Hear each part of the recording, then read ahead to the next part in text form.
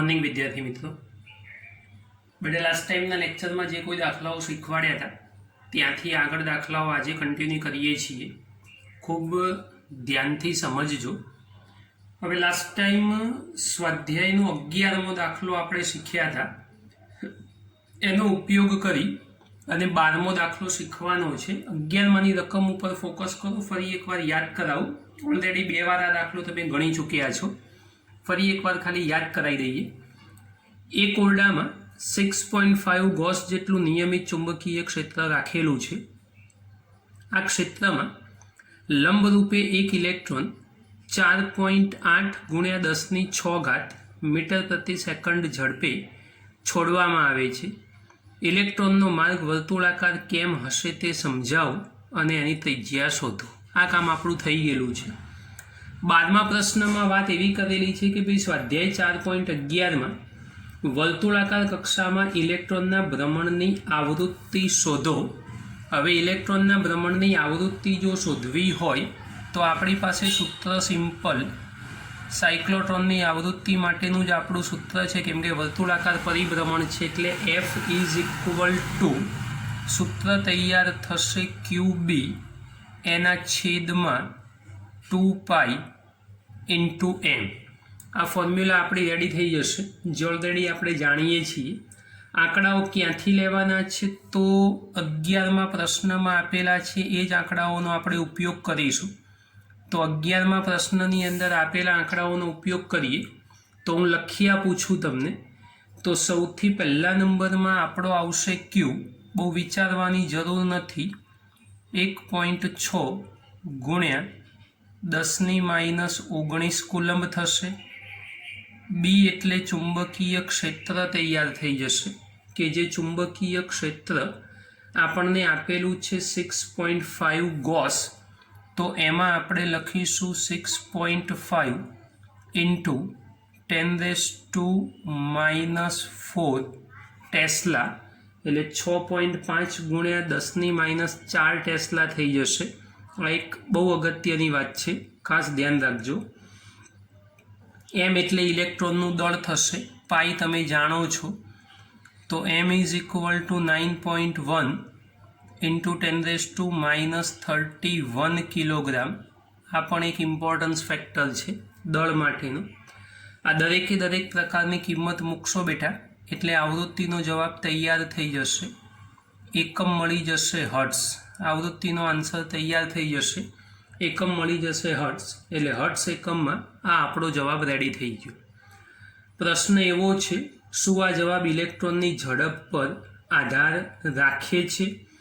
तो तमारा सूत्रनी अंदर तमे जुओ के भाई आवृत्ति ए क्यांय झड़प साथे आधारित होय एवुं आपणने देखातुं नथी, केम के सूत्रमां नथी आवतुं। एटले आधार राखे छे तो स्पष्ट शब्दों में ना पाड़ी देवानी कि भाई ना आधार नहीं राखे, कारण के भाई आवृत्तिना सूत्रमां झड़पनो उल्लेख नथी अने आवृत्ति नामनी भौतिक राशि आपणे ऑलरेडी अचल साबित करेली छे। चलो हवे स्वाध्यायना 20मा प्रश्न पर आई जाओ। 4.20 हवे 4.20 नी रकम आपणे समझीए ए पहला बेटा तमे स्वाध्यायनो 16मो प्रश्न काढो अने ए 16मा प्रश्नमा आपणे 16मो प्रश्न समझवानो नथी, पण एमां एक अगत्यनी वात कहूं छुं जे ध्यान आपवानी छे। ए 16मा प्रश्नमा छेल्ले कौंस लखेलो छे के अमुक नाना अंतर सुधी, बळ्यो ध्यान राखो अंदर, अमुक नाना अंतर सुधी नियमित चुंबकीय क्षेत्र उत्पन्न करी शकती गोठवण एने हेल्महोल्ट्ज गूंचळा तरीके ओळखी शकाय। टूंकमां सादी वात एवी छे, एनी उपरनी अंदर बधी डिटेल लखेली ज छे। बी ऑप्शनमां 2 समांतर एक अक्ष पर r त्रिज्याना 2 गूंचळाओ के जेमां आंटाओनी संख्या समान होय, समान दिशामां प्रवाह पसार थतो होय, तेमनी वच्चेनुं अंतर होय अने आ गूंचळामां अक्ष पर आवेला बिंदुनी आसपास चुंबकीय क्षेत्र नियमित मळे। आवी रचना एने हेल्महोल्ट्ज गूंचळा कहे छे। 16मो प्रश्न आवशे एटले आ गूंचळाओ दोरी अने अप टू डेट समजाईशुं। अत्यारे हाल आ गूंचळाओ शुं छे एनी वात એ તમને 16મા પ્રશ્નમાં કરેલી છે, એ ખાલી તમને સમજ આપી દીધી. હવે એકચ્યુઅલી બે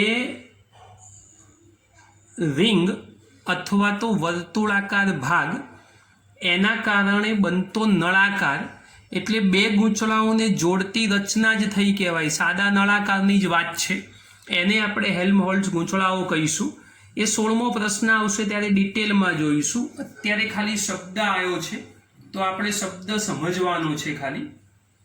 હવે સમજો ધ્યાનથી શું કીધેલું છે કે ભાઈ હવે 20મા પ્રશ્નની રકમ હેલ્મહોલ્ટ્ઝ ગૂંચળાઓથી એની મદદથી નાના વિસ્તારમાં 0.75 ટેસ્લા મૂલ્યનું નિયમિત ચુંબકીય ક્ષેત્ર ઉત્પન્ન કરવામાં આવ્યું છે.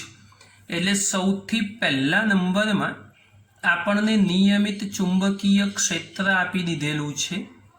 B is equal two 0.75 tesla. આ મૂલ્ય આપણને આપી દીધેલું છે સૌથી પહેલા નંબરમાં. આ જ વિસ્તારમાં ગૂંચળાઓની સામાન્ય અક્ષને લંબરૂપે નિયમિત સ્થિર વિદ્યુત ક્ષેત્ર જાળવી રાખવામાં આવે છે. એટલે એ જ રચનાને હેલ્મહોલ્ટ્ઝ ગૂંચળા કહીશું આપણે. 15 કિલોવોલ્ટ વડે પ્રવેગિત થયેલ વિદ્યુત ભારિત કણની એક સાંકડી કિરણાવલી એટલે કિરણ બીમ આ વિસ્તારમાં બંને ગૂંચળાઓની અક્ષ તથા સ્થિર વિદ્યુત ક્ષેત્ર બંનેને લંબ રૂપે દાખલ થાય છે. એટલે વિદ્યુત સ્થિતિમાનનું મૂલ્ય મૂળ તો સ્વરૂપમાં વોલ્ટેજ આપણને આપેલું છે, મૂલ્ય લખેલું છે 15 કિલો વોલ્ટ. એટલે સાદું રૂપ આપશો એટલે થઈ જશે 15,000 વોલ્ટ. આ સીધી સાદી વાત. સાદું રૂપ આપશો એટલે 15,000 વોલ્ટ થશે. હવે જો 9 × 10⁻5 વોલ્ટ પ્રતિ મીટર જેટલા સ્થિર વિદ્યુત ક્ષેત્રમાં આ કિરણાવલી આવર્તન ન અનુભવે, એટલે સીધે સીધી જાય, આવર્તન અનુભવવી ના જોઈએ, સહેજ પણ વળવી ના જોઈએ. એટલે વિદ્યુત ક્ષેત્રનું મૂલ્ય પણ આપેલું છે. તો E is equal two 9 × 10⁻5 9 × 10⁻5 volt પ્રતિ મીટર આ વિદ્યુત ક્ષેત્ર આપેલું છે. તો વિચારો કે આ કિરણાવલી શાની બનેલી હશે?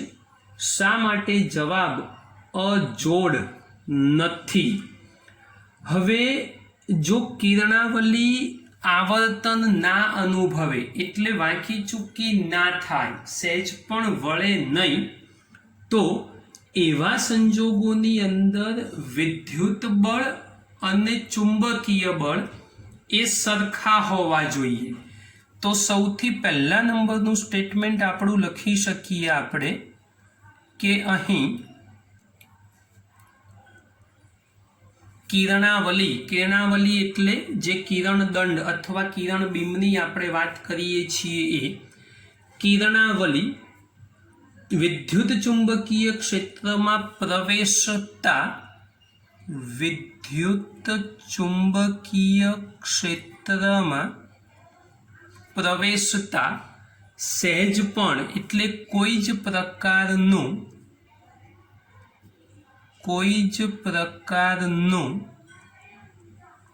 આવર્તન એટલે વાંકા ચૂકા વળવું, સહેજ પણ ઘૂમવું એ અનુભવતી નથી.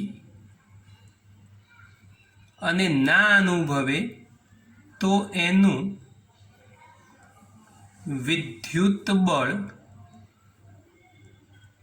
ઇઝ ઇક્વલ ટુ ચુંબકીય બળ થવું જોઈએ. એટલે વિદ્યુત બળ અને ચુંબકીય બળ એ બંને સરખા થવા જોઈએ. ઓલરેડી બધું સાબિત કરેલું છે આપણે આ બેઠા. આ વિદ્યુત ઇલેક્ટ્રિક ફોર્સ, આ ચુંબકીય માટે બી અહીંયા તમે કેપિટલ E લખવો હોય તો બી લખી શકો, કોઈ ફરક ના પડે. આના બરાબર Q × E સાબિત કર્યું હતું અને આના બરાબર QV બી સાબિત કરેલું હતું, Q × V × B સૂત્ર પ્રમાણે. બે બાજુથી ક્યુ કેન્સલ કરી દો. આ સૂત્ર ઓલરેડી આપણે મેળવેલું છે બેટા, V is equal two E/B. યાદ કરો, આ બંને વાતો ઓલરેડી આપણી પાસે સાબિત થઈ ગયેલી છે, એટલે આ બંને મૂલ્યો આપણે મેળવી ચૂકેલા છીએ. હવે V is equal two E/B એટલે વિદ્યુત ક્ષેત્ર અને ચુંબકીય ક્ષેત્રનો ગુણોત્તર એ તમને વેગ અથવા ઝડપનું મૂલ્ય આપે છે. તો આ કિરણાવલી એ શાની બનેલી હોવી જોઈએ? તો વિદ્યુત અને ચુંબકીય ક્ષેત્ર બંનેમાં હોવાથી આ કિરણાવલી એ વિદ્યુત ચુંબકીય તરંગોની બનેલી હોવી જોઈએ, કેમ કે આ વિદ્યુત ચુંબકીય તરંગોનો વેગ દર્શાવે અથવા ઝડપ દર્શાવે છે. શા માટે જવાબ અજોડ નથી? તો હવે આ જ સૂત્ર સાબિત કર્યું ત્યારે થિયરીમાં પણ આપણે ભણાવ્યું હતું કે આમાં E/m ગુણોત્તર આપણે શોધવો પડશે, અને ગુણોત્તર શોધ્યા પછી નક્કી કરીશું કે ભાઈ આ જવાબ અજોડ એટલે આગળ જે મૂલ્ય આપણે થિયરીમાં મેળવેલું છે એના જેવો જ આવે છે કે જુદો, પણ એ ઓલરેડી સાબિત કરવું પડશે, એને સમજવું પડશે. તો હવે એ મૂલ્ય શોધીએ છીએ બેટા, ધ્યાન રાખજો. તો હવે આપણે જે સૂત્ર ઉર્જાના જાણીએ છીએ એ લખીશું. ઉર્જાનો વૈકલ્પિક એકમ ઇલેક્ટ્રોન વોલ્ટ, અને ગતિ કરવા માટેની વાત છે તો 1/2 mv² જોડે આને સરખાવી દઈશું. આને ઇક્વેશન નંબર 1 આપી દો, તો સમીકરણ 1ની કિંમત મૂકી દઈએ. તો EV is equal two 1/2 m, અહીંયા E/B એનો હોલ સ્ક્વેર, કારણમાં સમીકરણ નંબર 1. હવે આ એમને છેદમાં લઈ લો તો E/m ગુણોત્તર તૈયાર થઈ ગયો. તો 1/2 E/B એનો હોલ સ્ક્વેર, આ તો થઈ જ ગયું, એમ આમ ગયો તો V છેદમાં આવશે, એટલે 1/V ઇન્ટુ કરીને આપણે લખી શકીએ. હવે સાદું રૂપ, આવું બધું આડું ના ફાવતું હોય તો સિમ્પલ લખી દો, E²/2 B²V. હવે તમને E, B અને V એ રકમમાં 3 મૂલ્યો આપેલા છે, ખાલી કિંમત મૂકશો એટલે E/m ગુણોત્તર એ તમને પ્રાપ્ત થઈ જશે. આ અજોડ ગુણોત્તર કહેવાય, એટલે આની બીજી કોઈ જોડ એ આપણને કોઈ સંજોગોમાં મળી ના શકે. એકમ લખી આપું છું E/m માટે. વિદ્યુત ભાર કુલંબમાં થશે, દળ થશે કિલોગ્રામમાં, એટલે આ જવાબ તમારે જાતે શોધવાનો રહેશે. કેલ્ક્યુલેશન તો તમે કરી શકશો બેટા કેલ્ક્યુલેટરની મદદથી, એટલું કામ કરજો એટલે આ જવાબ પ્રાપ્ત થઈ જશે. જે કોઈ બી જવાબો આપણે બાકી રાખીએ છીએ ગણતરી માટેના તમારા માટે, એ કેલ્ક્યુલેશન બેટા કરજો, અને એ જવાબો ટેક્સ્ટબુકમાં એક વખત ચેક કરજો. કોઈ જગ્યાએ ક્યાંય જવાબ ના આવે તો મને પૂછી લેજો. બાકી આ ધ્યાન રાખજો, જવાબ તમારે જાતે લાવવાના છે અને ગણતરી ચેક કરવાની છે, સમજજો. ચાલો નવા પ્રશ્ન ઉપર આગળ વધીએ. સ્વાધ્યાયનો 21મો દાખલો, સ્વાધ્યાય 4.21. રકમમાં સંપૂર્ણ ધ્યાન. 0.45 મીટર લંબાઈ અને 60 ગ્રામ દળ. લખી દઉં છું, પછી આકૃતિ બનાવીશું. તો સૌથી પહેલાં L is equal to 0.45 metre, આ લંબાઈ થઈ ગઈ. 60 ગ્રામ દળ, M is equal to 60 gram. સાદું રૂપ કરવું હોય તો 60 ગુણ્યા 10⁻³ કિલોગ્રામ.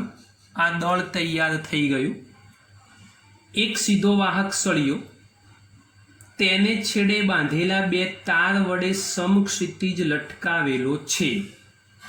આ તારોમાં થઈને સળિયામાં 5 એમ્પિયર જેટલો વિદ્યુત પ્રવાહ વહે છે. એટલે I is equal two 5 ampere આટલો વિદ્યુત પ્રવાહ એમાંથી પસાર થાય છે। બે વિકલ્પો સોલ્વ કરવાના છે। પહેલાં આકૃતિ દોરી દઈએ એટલે સમજ પડે થોડીક વધારે। દાખલા તરીકે આવો કોઈક દ્રઢ આધાર છે, એની સાથે આપણે આવા બે તાર લટકાવી દીધા છે અને એ બંને તારની નીચે એક વાહક સળિયો થોડોક આવો જાડો બનાવજો। આમ તો એક પ્રકારનો તાર જ કહેવાય, પણ આવો એક સળિયો જે આપણે જોડી દીધેલો છે દળ આધાર સાથે। લંબાઈ, દળ, પ્રવાહ આ બધી વાતો આપણને તૈયાર કરીને આપેલી છે। હવે સમજો કે ભાઈ આમાંથી પસાર થતો વિદ્યુત પ્રવાહ ધારો કે આ દિશામાં હોય તો બહુ જ મહત્વની વાત શીખવાની આવી કે ભાઈ આવી દિશામાં હશે તો જમણા હાથના નિયમનો ઉપયોગ કરીશું। સમજાવું છું, સમજજો।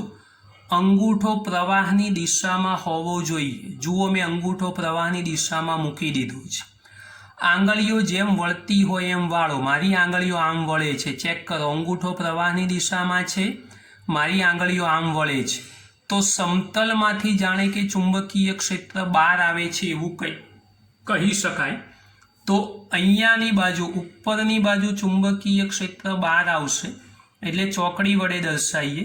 જ્યારે નીચે કોઈક બિંદુ હશે તો ચુંબકીય ક્ષેત્ર અહીંથી બહાર આવ્યું તો અહીંથી આમ ઉપર થઈને અંદર ગયું તો નીચેની બાજુ ચુંબકીય ક્ષેત્ર અંદર જતું હોવું જોઈએ। હવે દળ આધાર સાથે તારમાં સળિયો લટકાયો હોય તો સ્વાભાવિક વાત છે કે ભાઈ તારમાં ઉપરની દિશામાં ટેન્શન એટલે તણાવ બળ ઉત્પન્ન થવું જોઈએ। કેમ કે સળિયો નીચે લટકશે તો તણાવ બળ ઉપર જશે, પણ તણાવ બળ ત્યારે જ ઉત્પન્ન થશે કે જ્યારે આ સળિયા ઉપર અધો દિશામાં વજન બળ લાગતું હશે। એટલે સળિયો અધો દિશામાં જે બળ લગાડશે એને આપણે વજન બળ કહીશું, mg। એના જેટલું જ તણાવ બળ એને ઉપરની દિશામાં લાગતું હોવું જોઈએ। તો આ બહુ જ અગત્યની વાત છે, ધ્યાન રાખજો। હવે નવી વાત કરીએ કે ભાઈ સળિયામાંથી પ્રવાહ પસાર થાય છે। પ્રવાહ પસાર થાય તો ઓસ્ટેડના અવલોકન પ્રમાણે એની આજુબાજુ ચુંબકીય ક્ષેત્ર ઉત્પન્ન થતું હોવું જોઈએ। તો આ વજન બળ એ ઉત્પન્ન થતા ચુંબકીય બળને બેલેન્સ કરતું હોવું જોઈએ। તો અહીંયા જે બળ મળવાનું એ આપણું કયું બળ તૈયાર થવાનું? FB। તો એ ચુંબકીય બળ તૈયાર થશે। તો આપણે સૌથી પહેલો વિકલ્પ જોઈએ કે ભાઈ આ વાહક સળિયાને લંબ રૂપે કેટલું ચુંબકીય ક્ષેત્ર ઉત્પન્ન કરવું જોઈએ કે જેથી લટકાવેલ તારોમાં તણાવ એ શૂન્ય થાય। ટૂંકમાં આ બળ, હવે તમે ચેક કરો, આ સળિયા ઉપર અધો દિશામાં લાગતું બળ FB, ઉપરની દિશામાં લાગતું બળ T વત્તા FB વત્તા T। પણ રકમના શબ્દો બે મુદ્દાઓ છે આપણી પાસે। પહેલો મુદ્દો એ વિકલ્પનો છે। એ વિકલ્પમાં એવું સ્પષ્ટ કીધું કે ભાઈ વાહક સળિયાને લંબરૂપે કેટલું ચુંબકીય ક્ષેત્ર, વાહક સળિયો એને લંબરૂપે કેટલું ચુંબકીય ક્ષેત્ર ઉત્પન્ન કરો કે જેથી તણાવ શૂન્ય થાય। તો આ તણાવ આપણો હોવો જોઈએ નહીં। તો આ બંને બળો એકબીજાને ખાલી બેલેન્સ કરતા હોવા જોઈએ। તો આપણે લખી દઈએ એ મુદ્દામાં કે ભાઈ ધારો કે આ પહેલા મુદ્દાની વાત કરીએ છીએ। ધારો કે ચુંબકીય બળ એ વજન બળને સમતુલ્ય છે। ધારો કે ચુંબકીય બળ એ વજન બળને સમતુલ્ય છે અને માટે FB is equal two mg લખી શકાય। હવે FB એ સળિયાના વાહક તાર માટેની વાત છે એટલે I × L × B લંબ રૂપે કહી દીધું એટલે sin 91 લઈ લઈશું એટલે થઈ જશે ILB is equal two mg। તમારે એવું કીધું છે કેટલું ચુંબકીય ક્ષેત્ર ઉત્પન્ન કરવું જોઈએ, તો બીને કરતા બનાવો એટલે બીને કરતા બનાવશો તો mg/IL કિંમત મૂકી અને સાદું રૂપ જાતે કરવાનું એટલે ટેસ્લામાં જવાબ તમારો આવી જશે। આ જાતે ગણજો બેટા, પહેલા નંબરનો જવાબ એ અહીંયાથી પ્રાપ્ત થવાનો છે। આ પહેલા નંબરનો જવાબ જે તમારે જાતે કરવાનો રહેશે એ વિકલ્પ સોલ્વ થયો. હજુ બી વિકલ્પ સોલ્વ કરવાનો બાકી છે. આ માત્ર એની વાત કરી છે. હવે બી સમજાવું છું, ધ્યાન આપજો. હવે બી વિકલ્પ ઉપર આવો. બેટા રકમમાં ધ્યાન આપો ખાસ. જો ચુંબકીય ક્ષેત્ર એમ જ રહેવા દઈને વિદ્યુત પ્રવાહની દિશા ઉલટાવવામાં આવે. સમજો ધ્યાનથી, ચુંબકીય ક્ષેત્રમાં ફેરફાર નહીં કરવાનો, પ્રવાહની દિશા ઉલટાવો.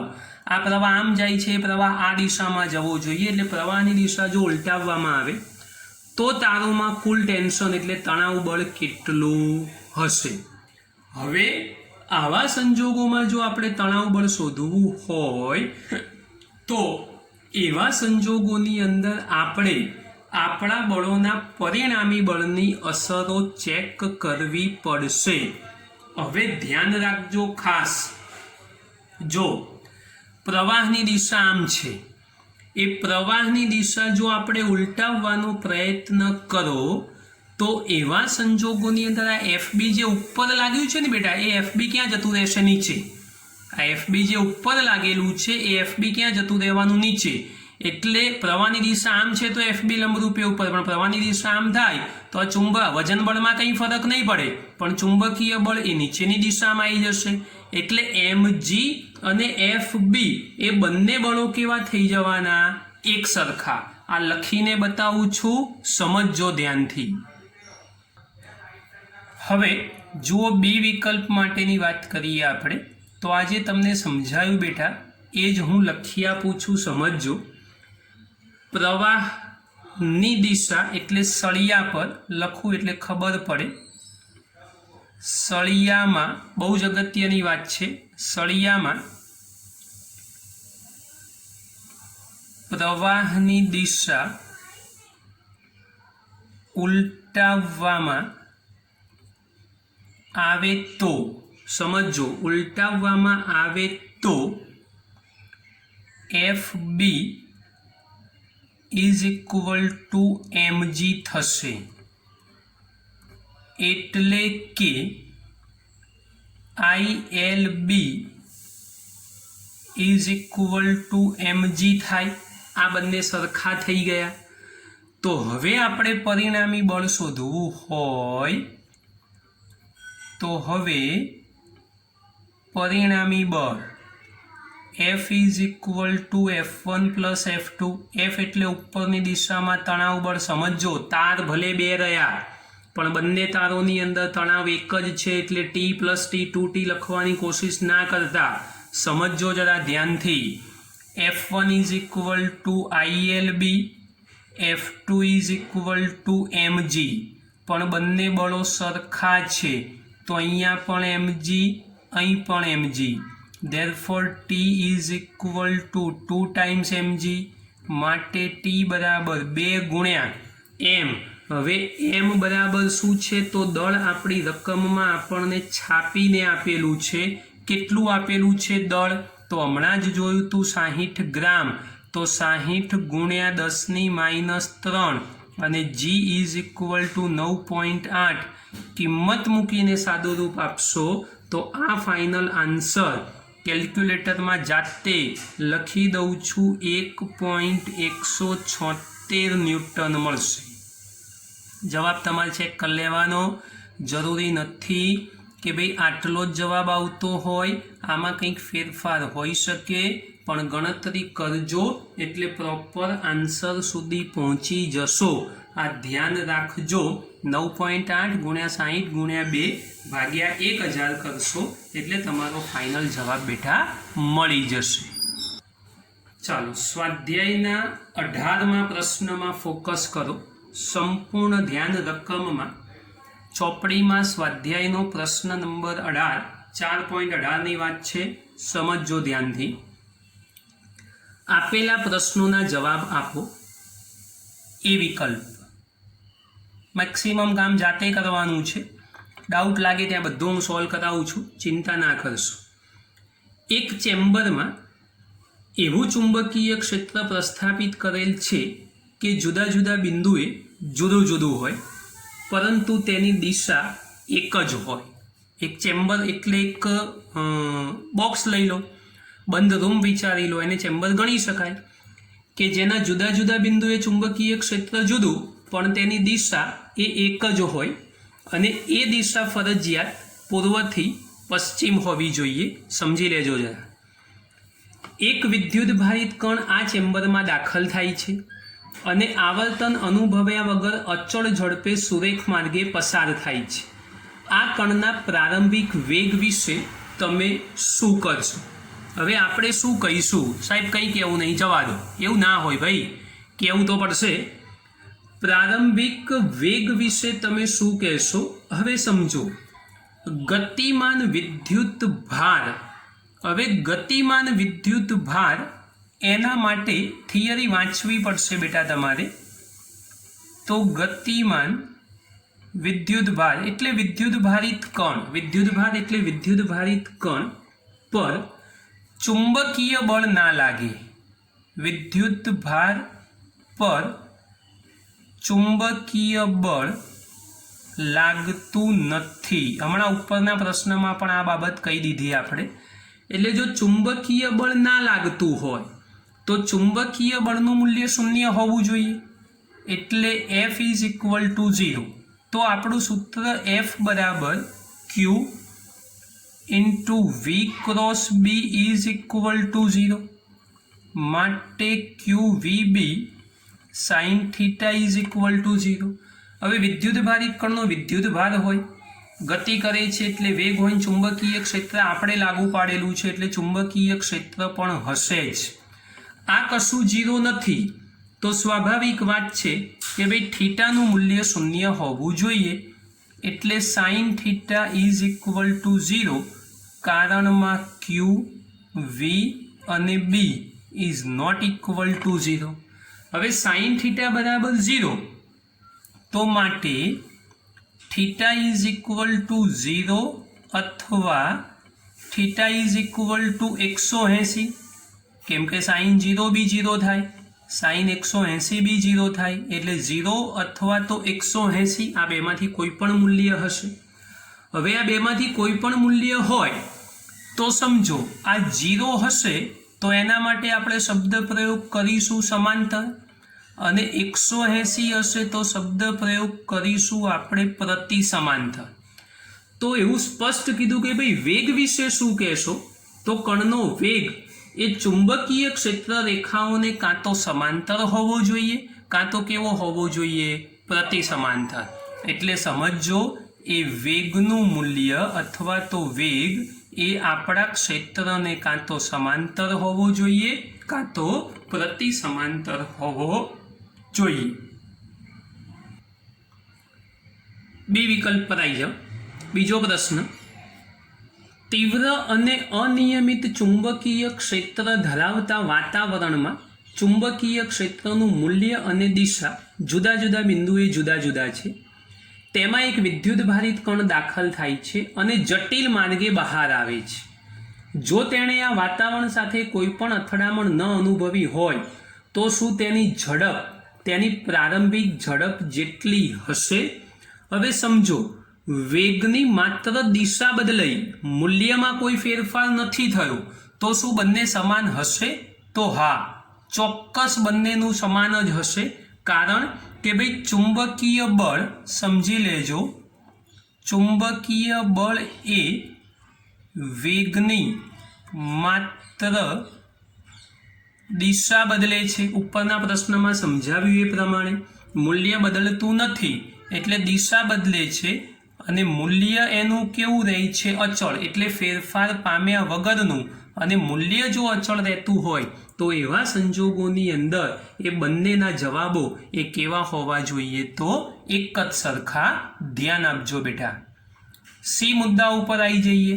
પ્રશ્ન નંબર 4.18 એનો ત્રીજો વિકલ્પ, પશ્ચિમથી પૂર્વ તરફ ગતિ કરતો એક ઇલેક્ટ્રોન ઉત્તરથી દક્ષિણ દિશામાં. હવે ચારે ચાર વાતો આપણને કરેલી છે. તો ચારે ચાર વાતો હોય ને તો સૌથી પહેલાં સાહેબે આપણને ભૂતકાળમાં શીખવાડેલું એ લખી દેવું પડશે. શું લખવું પડશે? ખબર નહીં સાહેબ. ઉત્તર દક્ષિણ તો ખરો જ, પણ પપ્પુ યાદ છે કે ભૂલી ગયા? તો આ લખવું પડશે ખાસ, ઉત્તર દક્ષિણ પશ્ચિમ પૂર્વ. 4 વાત થઈ. હવે પશ્ચિમથી પૂર્વ તરફ ગતિ કરતો ઇલેક્ટ્રોન ઉત્તરથી દક્ષિણ, પશ્ચિમથી પૂર્વ તરફ ગતિ કરતો ઇલેક્ટ્રોન, આ પશ્ચિમથી પૂર્વ તરફ ગતિ કરતો ઇલેક્ટ્રોન એટલે ઇલેક્ટ્રોનની ગતિ આમ છે, વિચારી લો. આ લખી દીધો તમારો ઇલેક્ટ્રોન. ચલો, ઇલેક્ટ્રોનની ગતિ પશ્ચિમથી પૂર્વ બતાવી દીધી આપણી. ઉત્તરથી દક્ષિણ દિશામાં નિયમિત ચુંબકીય ક્ષેત્ર, ઉત્તરથી દક્ષિણ દિશામાં નિયમિત ચુંબકીય ક્ષેત્ર, ઉત્તરથી દક્ષિણ એટલે ચુંબકીય ક્ષેત્ર આમ હોવું જોઈએ.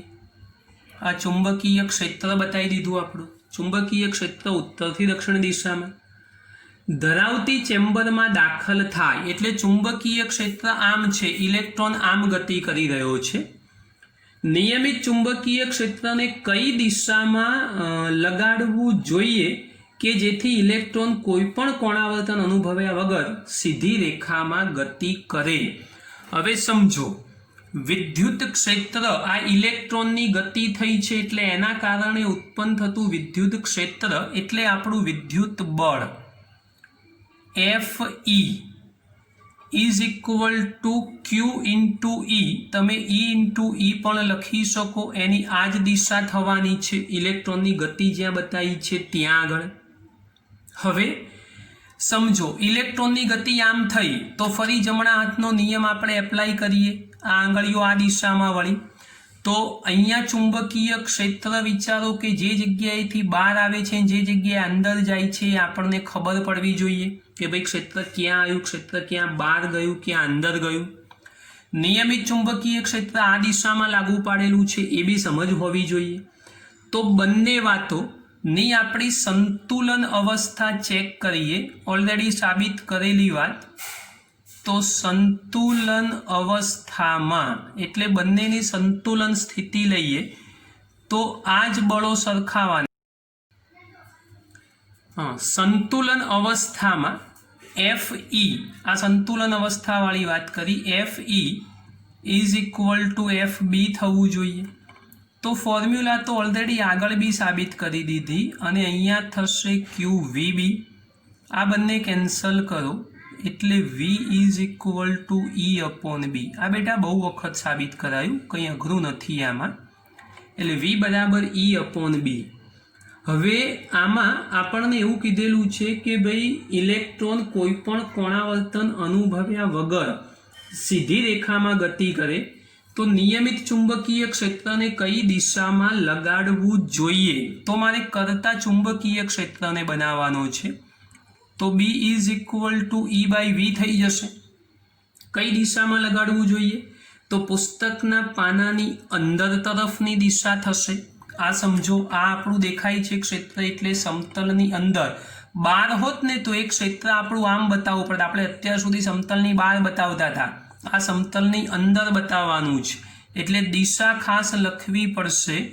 પુસ્તકના પાનાની અથવા તો સમતલની અંદર તરફની દિશાએ જમણા હાથના નિયમ પ્રમાણે લખવી પડશે.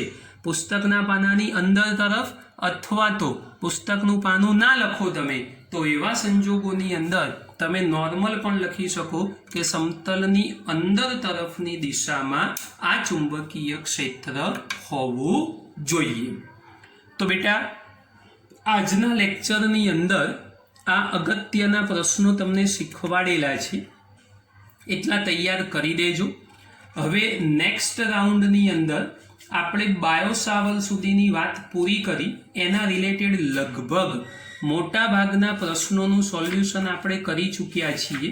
હવે નવી થિયરી બાયોસાવરના નિયમના ઉપયોગો એમાં રિંગવાળી વાત એ બાકી છે. તો નેક્સ્ટ રાઉન્ડની અંદર એ આપણે રિંગવાળી થિયરી એ સમજવાનો પ્રયત્ન કરીશું. તો આવતા લેક્ચરમાં નવો પ્રશ્ન આગળ કન્ટિન્યુ કરીશું. આજના લેક્ચરમાં આટલું ઇનફ છે બેટા, આટલું તૈયાર કરી દેજો.